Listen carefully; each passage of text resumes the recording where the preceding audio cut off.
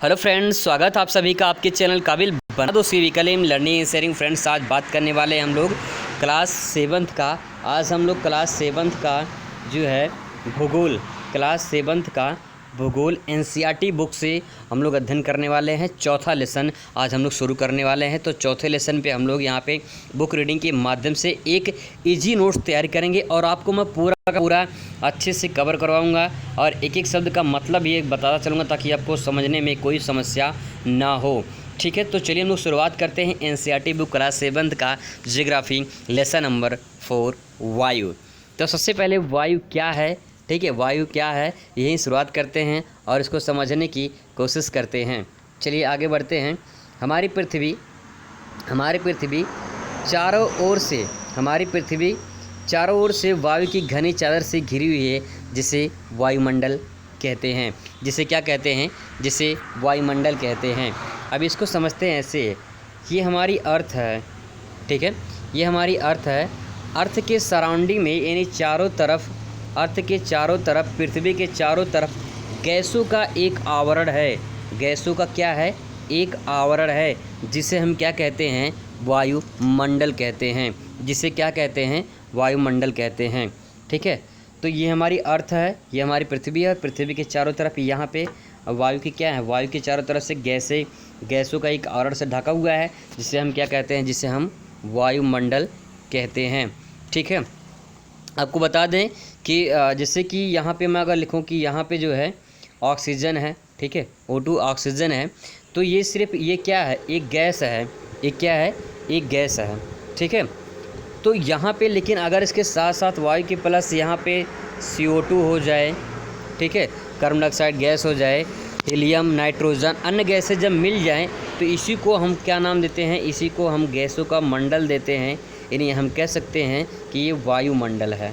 ठीक है, यानी वायुमंडल यानी एक मंडल, ऐसा मंडल जिसमें अन्य, जैसे गैस है तो उसमें अन्य गैसें भी पाई जाती है, तो उसको वायुमंडल कहते हैं। ठीक है, सिंपल पॉइंट है। आगे बढ़ते हैं हम लोग, आगे पॉइंट में बढ़ते हैं। तो आगे पॉइंट में लिखा हुआ कि पृथ्वी पर सभी जीव जीवित रहने के लिए वायुमंडल पर निर्भर है। ठीक है, पृथ्वी पर सभी जीव जीवित रहने के लिए वायुमंडल पर निर्भर है। सिंपल सी पॉइंट है कि भाई अगर हमको ऑक्सीजन नहीं मिलेगा तो जीव जो है जीवित नहीं रह पाएंगे। ठीक है, तो पॉइंट यही कहना चाह रहा है कि पृथ्वी पर जितने सारे जीव हैं वो किस पे निर्भर हैं? वायुमंडल पर निर्भर हैं। ठीक है, इसके बाद अगला पॉइंट ये है कि यह हमें सांस लेने में वायु प्रदान करता है। यह हमें सांस लेने में वायु प्रदान करता है। सूर्य की किरणों के हानिकारक प्रभाव से हमारी रक्षा करता है। सूर्य के हानिकारक प्रभाव किरणों से हमारी क्या करता है? हमारी रक्षा करता है। कैसे रक्षा करता है इसको समझने की कोशिश करते हैं। ठीक है, इसको समझने की कोशिश करते कैसे रक्षा करता है। अभी मैंने बताया कि ये हमारी अर्थ है और अर्थ के सराउंडिंग में चारों तरफ एक गैसों का आवरण पाया जाता है। अर्थ के चारों तरफ एक क्या पाया जाता है? एक गैसों का आवरण पाया जाता है। ठीक है, और यहाँ पे आपका सन है। ठीक है, यहाँ पे क्या है? यहाँ पे इसको जैसे समझते हैं, ये हमारी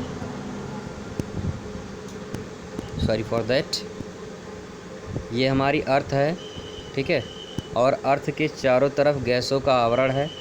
अर्थ के चारों तरफ गैसों का आवरण है और सूर्य से आने वाली, ये सन है, यहाँ पे ये सन है।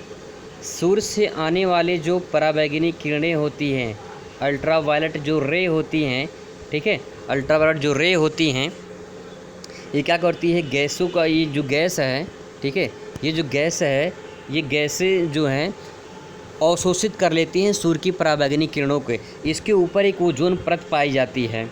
ठीक है, इसके ऊपर ओजोन परत पाई जाती है। यहाँ पे एक ओजोन परत पाई जाती है। ठीक है, ओजोन परत पाई जाती है, इसमें ओजोन गैस पाया जाता है। ठीक है, जिससे क्या होती है? पराबैंगनी किरणें जो आती हैं सूर्य से उसको अवशोषित कर लेता है।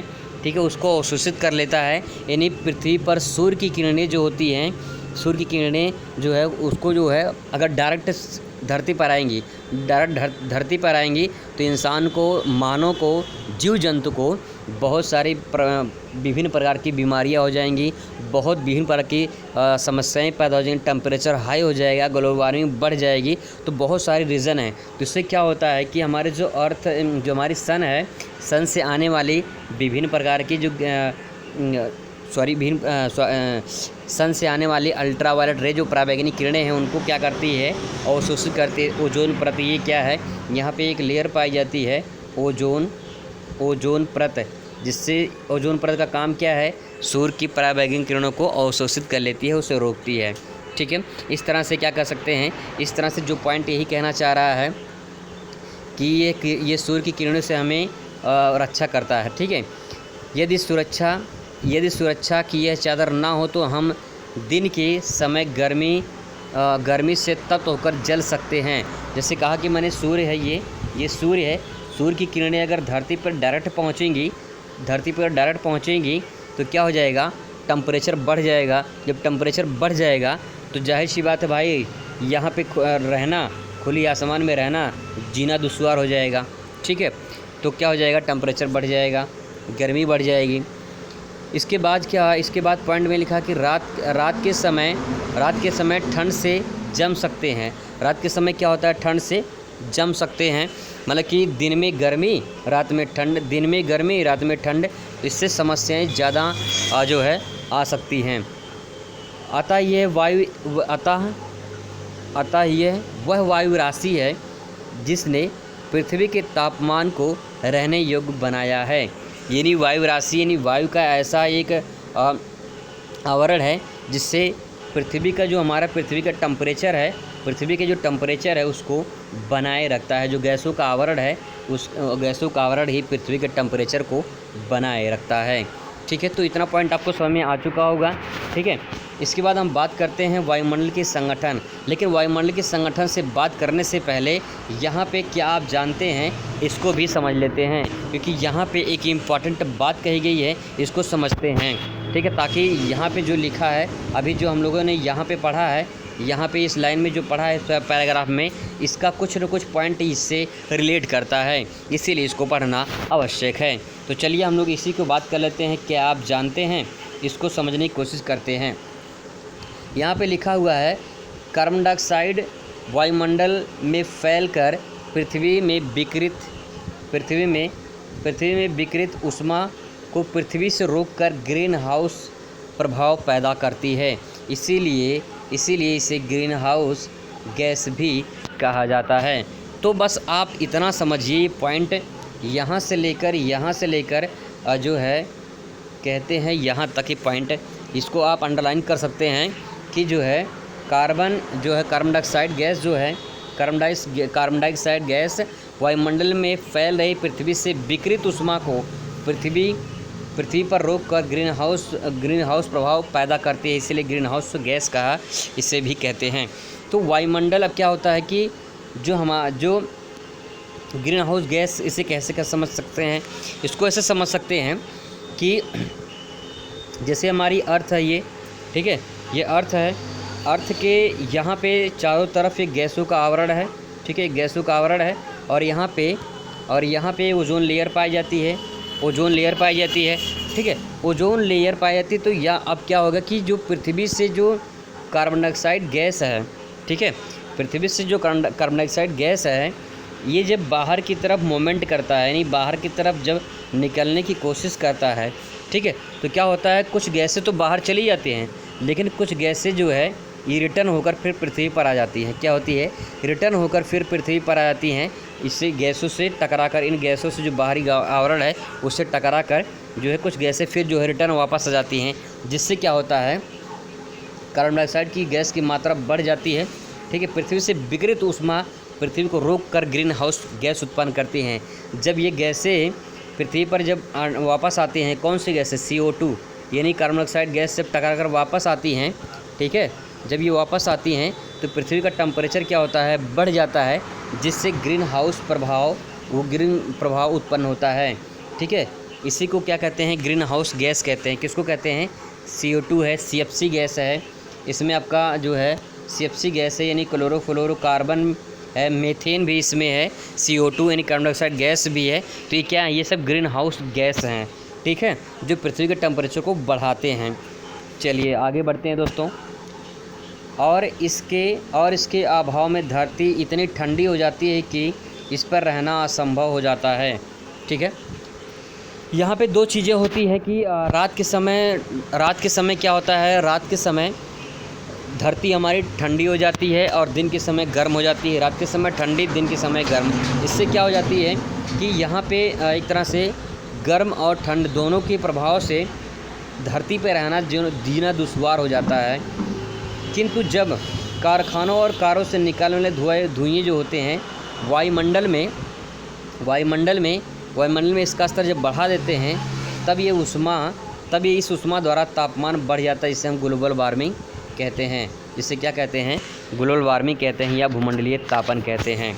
ठीक है, तो यहाँ पे जो समझने वाली बात ये है कि पहला ये पॉइंट ये है कि ग्रीन हाउस प्रभाव, ठीक है, ग्रीन हाउस गैस और ग्रीन हाउस प्रभाव, ये दो चीज़ें हैं यहाँ पे।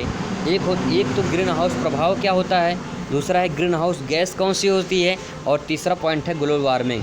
ठीक है, इसको तीनों को लाइन को स्टेप बाय स्टेप समझते हैं, फिर से समझने की कोशिश करते हैं, अच्छे से समझने की कोशिश करते, ताकि कोई कन्फ्यूजन, कोई डाउट ना रह जाए, उसको समझने की कोशिश करते हैं। पहले बात करते हैं हम लोग ग्रीन हाउस प्रभाव की। ग्रीन हाउस प्रभाव कैसे होता है, जैसे मैंने बताया कि ये हमारी अर्थ है। ठीक है, ये अर्थ है। अर्थ के चारों तरफ जो है, अर्थ के चारों तरफ गैसों का एक आवरण है। ठीक है, गैसों का एक आवरण है, और जो है इसके ऊपर जो है एक ओजोन लेयर पाई जाती है, ओजोन परत पाई जाती है, जो सूर्य की पराबैंगनी किरणों को रोकती है। ठीक है, अब क्या होता है कि अर्थ से जब यहाँ सूर्य की किरणें आती हैं, ठीक है, ध्यान से समझेंगे, यहाँ जब सूर्य की किरणें आती हैं, सन की जब यहाँ से रे जब आती हैं, तो इसमें वायुमंडल जो है इसको रोक लेता है, यानी ओजोन परत इसको क्या करता है, इसको रोक लेता है, जिससे क्या होती है, पृथ्वी पर टेम्परेचर उतना हाई नहीं हो पाता है। पहला पॉइंट है, जब टेम्परेचर हाई नहीं हो पाता तो पृथ्वी क्या होती है, पृथ्वी जो होती है ठंडी हो जाती है। ठीक है, जिससे क्या होता है, पृथ्वी ठंडी होती है, ठंडी महसूस होती है। ठीक है, ठंडी महसूस होती है। तो अब क्या कहेंगे, ठंडी महसूस हो गई। अब यही क्रिया जब पृथ्वी से यहाँ से CO2 गैस, यहाँ से CO2 गैस, ठीक है, CO2 गैस, CFC गैस, जो CFC है यानी क्लोरोफ्लोरोकार्बन है, मीथेन है, ठीक है, मीथेन है, ये सब सारी गैसें जब पृथ्वी से उत्सर्जित होती हैं, यहाँ से उत्सर्जित होती हैं, तो यहाँ से कुछ तो बाहर चली जाती हैं, लेकिन कुछ बाहर ना जाकर ये जो है पुनः रिटर्न हो जाती हैं, जिससे क्या होता है, पृथ्वी का तापमान बढ़ जाता है। पृथ्वी का तापमान क्या होता है, पृथ्वी का तापमान बढ़ जाता है। ठीक है, पृथ्वी का तापमान बढ़ने को ही ग्रीन हाउस प्रभाव कहते हैं। ठीक है, या ग्लोबल वार्मिंग कहते हैं। ठीक है, ग्रीन हाउस प्रभाव जो पड़ेगा, मतलब कि जो गैसें हैं ये रिटर्न होकर पृथ्वी पर आकर पृथ्वी के तापमान को बढ़ा रही हैं। ठीक है, पृथ्वी के तापमान क्या कर रही हैं, पृथ्वी के तापमान को बढ़ा रही हैं, जिससे हम ग्लोबल वार्मिंग या भूमंडलीय तापन कहते हैं। ठीक है, तो यहाँ पे बस इतना समझिए कि ग्लोबल वार्मिंग क्या होता है, पृथ्वी पर तापमान का बढ़ना, और ग्रीन हाउस प्रभाव क्या होता है कि ग्रीन हाउस प्रभाव मतलब ये कि पृथ्वी पर जो गैसें हैं वो उसके तापमान, उसके द्वारा जो है पृथ्वी का टेम्परेचर जो बढ़ रहा है, उसे ग्रीन हाउस प्रभाव कहते हैं। ठीक है, ग्रीन हाउस प्रभाव कहते हैं। और जब तापमान बढ़ रहा है तो तापमान बढ़ने को ही क्या कहते हैं, भूमंडलीय तापन कहते हैं। क्या कहते हैं, भूमंडलीय तापन या ग्लोबल वार्मिंग कहते हैं। ग्रीन हाउस गैस कौन कौन सी गैस होती हैं, तब आंसर होगा ग्रीन हाउस गैस CO2 होती है, और होता है CFC होता है, मीथेन होता है। ये सब सारी गैसें जो होती हैं ये आपके जो है ग्रीन हाउस गैस होती है। ठीक है, चलिए आगे बढ़ते हैं। इसके तापमान में वृद्धि के कारण पृथ्वी के सबसे ठंडे प्रदेश जमी हुई बर्फ़ पिघलती है, जिससे परिणाम स्वरूप समुद्र के जलस्तर में वृद्धि होती है। ठीक है, जैसे कि अंटार्कटिका महाद्वीप है, जो अंटार्कटिका कॉन्टिनेंट है, महाद्वीप है, वो पूरा का पूरा ग्लेशियर है, पूरा का पूरा ग्लेशियर है। जिससे क्या होता है, तापमान जब बढ़ेगा, ठीक है, तापमान जब बढ़ेगा तो तापमान बढ़ने का ये ग्लेशियर क्या होगा, ग्लेशियर क्या होगा, पिघलेगा। इस टाइप से क्या होगा, ग्लेशियर पिघलना स्टार्ट करेगा, और जब पिघलेगा तो ग्लेशियर पूरी तरह से जब पिघलेगा, ठीक है, तो पिघलने के कारण समुद्र का जल स्तर है वो क्या होगा, समुद्र का जो जल स्तर है वो लगातार क्या होगा, वो समुद्र का जल स्तर जो है वो क्या होगा, लगातार बढ़ना शुरू करेगा, ठीक है। जिससे तटीय क्षेत्र जो होंगे, तटीय क्षेत्र में क्या होगा, बाढ़ आएगी, जिससे तटीय क्षेत्र में क्या होगा, बाढ़ आएगी, ठीक है।